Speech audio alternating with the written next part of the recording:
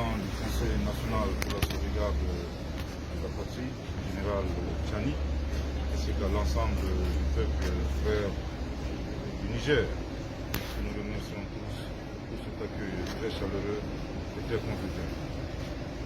Pour la deuxième question, globalement, l'audience qui nous a été accordée par le président du Conseil national pour la sauvegarde de la patrie a porté globalement sur les principales décisions qui ont été prises par leurs excellences le colonel Assimi Goïta et son homologue du Burkina Faso, le capitaine Ibrahim Traoré, après les sanctions de la CEDEAO.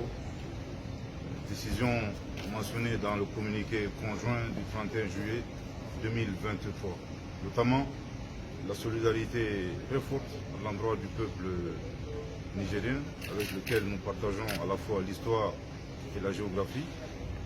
Également le refus catégorique pour le Mali ainsi que le Burkina Faso d'exécuter ces sanctions illégales, illégitimes et inhumaines prises contre le peuple nigérien.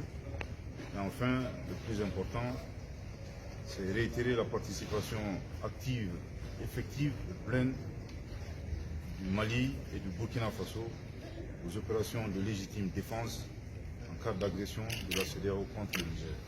Je tiens ici à le préciser que toute intervention militaire contre la souveraineté d'un pays, sans le consentement de ses autorités, ne représente autre chose qu'une agression. Bien entendu, agression que le Burkina Faso et le Mali rejettent catégoriquement.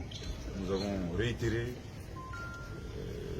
bien entendu, la décision du président Goïta, du président Traoré, de participer pleinement aux opérations de légitime défense aux côtés des forces de défense et de sécurité du Niger.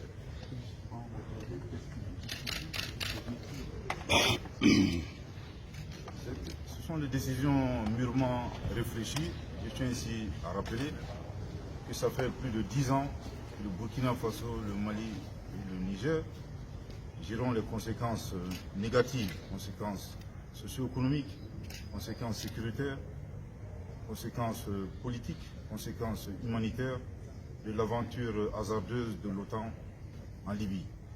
Bien entendu, se pose la question, si ça nous a pris 10 ans, accepter encore une autre aventure de la même nature au Niger nous prendrait combien d'années? Je ne sais pas, 20 ans, 30 ans, 40 ans, 50 ans. Une chose est sûre, le président Goïta et le président Traoré ont clairement dit non, non et non. Nous n'accepterons pas d'intervention militaire au Niger. Il en va de notre survie. Bien entendu, les chefs d'État du Mali et du Burkina ont pris la ferme décision de laisser des actifs et non des passifs aux générations futures. Nous sommes à la fin de notre question. Monsieur le ministre, si vous avez entendu. Dernier mot tout d'abord à l'endroit de la CEDEAO, nous avons deux messages. Le premier message, que nous leur demandons très clairement de cesser d'affamer nos peuples. Nous n'avons pas besoin de sanctions. Je pense qu'il y a énormément assez de souffrances que nos populations traversent.